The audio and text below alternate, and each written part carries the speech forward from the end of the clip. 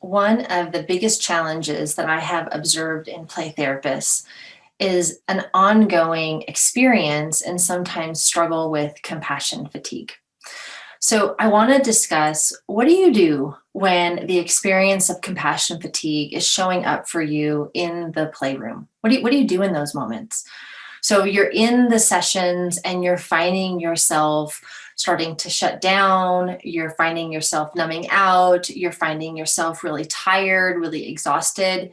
You may even notice that you're a bit more dissociative, that you're a little less embodied, a little less present, that your system maybe is a bit more easily agitated, that you're just a bit more activated in a way where you're not feeling connected and settled within yourself. These are some clues around compassion fatigue starting to set in. And I'm not talking about this in one session. I'm talking about this as starting to show up as an ongoing experience in play therapy. So, when you start to notice these in your session, the first thing that I want you to do is to acknowledge to yourself that this is actually your experience. Because it's uncomfortable, sometimes we want to just, what do I need to do to make it go away?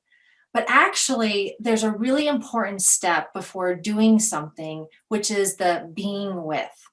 It's important to take a mindful moment to be with, to acknowledge, and to feel what's actually happening in the moment.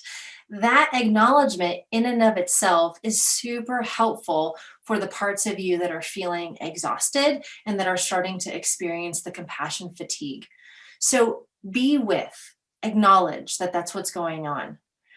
Now, if you're in the session itself, it's also really useful to start to orient more inward and to start to take fuller breaths and maybe even begin to bring a little bit of movement into your system.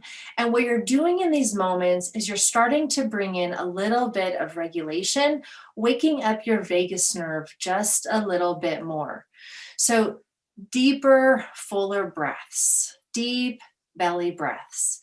Maybe if you're noticing yourself in a protective pattern or hunched over or feeling fatigue, maybe sit up, maybe expand, open up your shoulders, open up your chest, bring some air in, bring energy back into your system.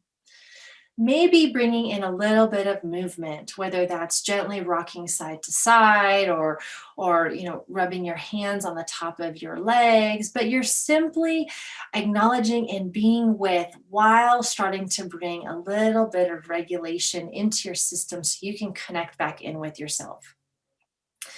Now, these things can help in the moment in a play therapy session. But if you're at the point where compassion fatigue is starting to set in and you're starting to observe symptoms, there's really a larger question that needs to be looked at. And that is the question of, where are you attempting to be someone that you're not?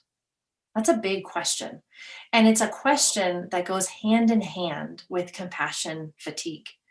So, starting to look at things like, where are you trying to please everyone and take care of everyone? And therefore, your own needs are getting put on the back burner. Where are you maybe filling your schedule in a way that's outside of your window of tolerance? So you're overextending yourself. Where are you not acknowledging and respecting a part of you that needs a certain boundary set and you're choosing not to set the boundary for whatever reason?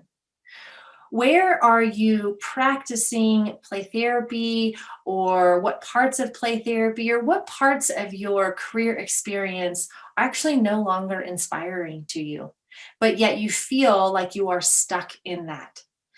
It's a big question. It's a question that I want you to think about.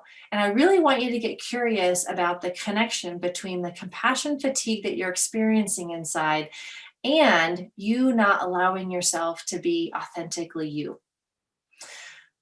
So take a breath, bring in some movement, bring in some acknowledgement, start to question, because the way through compassion fatigue is not necessarily to start to do a bunch of things. It is actually more about coming back into yourself and being more honest and connected from within.